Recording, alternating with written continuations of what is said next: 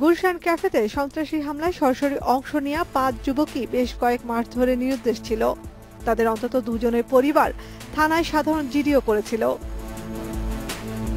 গুলশান হামলায় নিহত জঙ্গিদের ঘটনা জানার পর নিখোঁজ আরও অনেকের সন্ধান পেতে আইনশৃঙ্খলা রক্ষাকারী বাহিনীর সহায়তা চেয়েছে তাদের পরিবার। নিখোঁজদের মধ্যে 7 জনই রাজধানী ঢাকার। এরা হলেন তেজগাঁর মোহাম্মদ বাশারুজ্জামান, ধানমন্ডির জুবাইদুর রহমান, বাড্ডার জুনায়েদ খান, আশরাফ মোহাম্মদ ইসলাম ও ইব্রাহিম হাসান খান।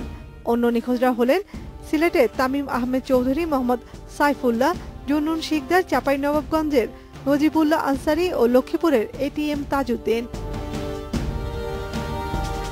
গুলশানের হোলি আর্টিজান বেকারিতে অস্ত্রধারীদের হামলায় 17 বিদেশি সহ 20 জিম্মি নিহত হয়। 5 হামলাকারী পরিচয় জানার পর তাদের পরিবারের পক্ষ থেকে বলা হয় বেশ কয়েক মাস ধরে নিখোঁজ ছিল তাদের সন্তানরা।